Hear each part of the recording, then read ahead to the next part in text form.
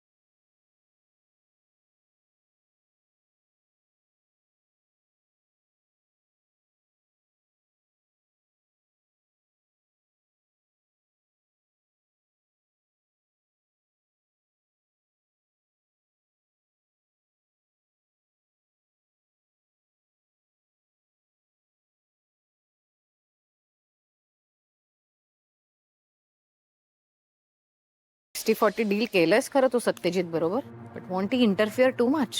नाही असं काही होणार नाही. I handle. अरे पण वा या काल रात्री माझी बडबड ऐकून गेल्यानंतर हा आत्ता उगवतोय. हा कुठे होतास दिवसभर? जेवणार आहेस का बाहेर हादडून आलायस? स्पंदन कुठे? बिंदू तो आजीनं ज्यूस द्यायला गेलाय. त्याला सांग दादांचं जेवण लावायला. हा स्पंदन स्पंदन गौतम, ए स्पंदन. आई बोलते तुझ्याशी. काय रे काय झालं? चेहरा का पडला असा? दिवसभर बाहेर होता ना म्हणून झालं असेल. आपण एक काम करूया, उद्यापासून याला ऑफिसला घेऊनच जाऊया, म्हणजे असा मूड स्विंगना वेळच मिळणार नाही. अरे अरे काय झालंय? काय झालंय याला? काही बोलला नाही. दमला असेल. बाहेर टाइमपास करून हे असं दमायला होतं? बेजबाबदार कुठला. आई जाऊ दे ना. अरे मी निवांत बोलीन त्याच्याशी. आता मे बी फ्रेंड्स मध्ये काहीतरी भांडण झालं असेल. तो किती सेन्सिटिव्ह आहे माहिती आपल्याला. नाही, जरा समजावंच तू त्याला. हा काय नुसतं मला लग्न करायचंय मला लग्न करायचंय उड्या मारून काही उपयोग नाही. आलेल्या मुलीची रिस्पॉन्सिबिलिटी आपण घ्यायला पाहिजे की नाही. गर्लफ्रेंड वगैरे काही ब्रेकअप? नाही नाही नाही तसं काही नसेल. आणि तसं काही असतंच तर तो गप्प बसला असता का? त्याने सांगितलंच असतं आपल्याला. तो कुठला गप्प बसतोय? जाहिरात दिली असती त्याने, होल्डिंग्स लावली असती. या वयाचा मुलगा असा अनप्रेडिक्टेबल वागायला लागला ना की आईच्या जीवाची काय घालमेल होते तुला नाही कळणार. आणि आता ही सगळी जबाबदारी तुम्हा दोघांवर टाकायला हवी ना. मी कशी टाकणार? ह्या मला स्ट्रेस येतो बाबा. मी आहे ना, मी बोलेन त्याच्याशी. रिलॅक्स. हिवाळ्यात गवताची पाती सकाळी अशा प्रकारची दिसतात. पात्यांवरील पाण्याचे हे थेंब मोत्यासारखे चमकतात. पात्यांवर हे थेंब. बायू, किती वेळची रट्टा मारत बसलीस ग? नसेल जमत ना तर शांत झोप. मला अभ्यास करायचा, तू गप्प बस. सकाळी काय सुट्ट्या पडल्यात ना तुला? मला शांत गाणी ऐकू देता? सुट्टी असली म्हणून काय झालं? मी पुढच्या वर्षीची पुस्तकं वाचते. मयू जास्त बोलू नको. नाही मोठ्याने वाचणार. टिरी लावले कधीपासून? अनु, तू तर ना त्या बेबोचा सायलेन्सर काढ आणि तुझ्या घशाला लाव. ही काय लिंबू टिंबू. You guys just don't fit in. तुमचे फॅमिलीज पोल्स अपार्ट आहेत. तुमचं स्टेटस मॅच नाही होत. त्यापेक्षा तू माझ्याकडे बघ.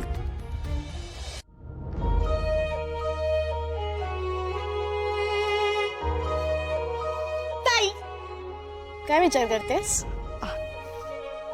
काही नाही. सांग ना ग, काय झालं?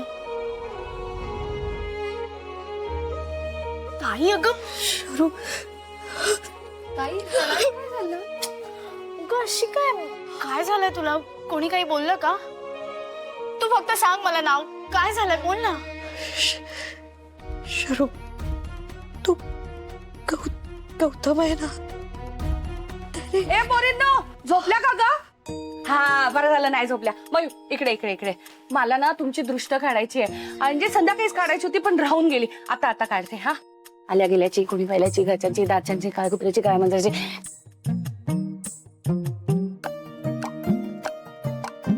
अच्छा, उद्या बघायला येणार आहे गौतम, त्याबद्दल बोलणार होतीस का? बघ अशी लाजते. काय ग, गौतम बद्दल बोलत होती ही, बघितलं? एक मिनिट. हा बघू.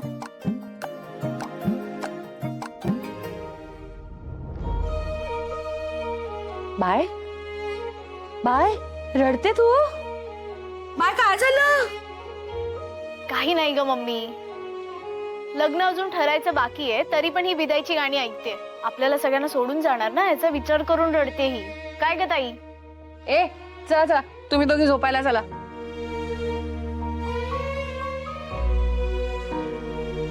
नाजूक आहे ग माझी बाय. ए शरू, तू तिची चेष्टा करू नको. हा, नाही. आता उद्या तिचं लग्न ठरेल आणि मग लग्न ठरलं ना तर मग सगळं नीट होईल. आपली सगळी स्वप्न पूर्ण होतील. तुझं झालं की मग शरूचं पण करता येईल. मम्मी, आता तुम्ही म्हणाल की मम्मी सारखं लग्न लग्न करते म्हणून, पण तुमच्या शिक्षणाला, तुमच्या नोकरीसाठी, यासाठी मी कधी नाही म्हटलंय का? करा ना, सगळं करा, पण वेळेत लग्न करा. उद्या सगळं चांगलं होईल. आता डोळे पुस आणि छान झोप. सुंदर दिसायला हवी ना माझी नवराई. चला चला चला, झोपा झोपा. आता पुस्तक बंद कर, तू फोन बंद कर.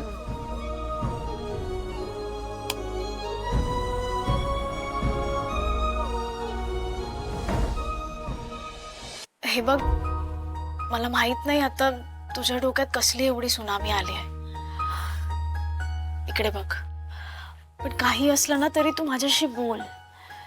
काही पण असू दे, प्लीज तू तुझ्या मनात ठेवू नकोस, ठीक आहे? झोप आता.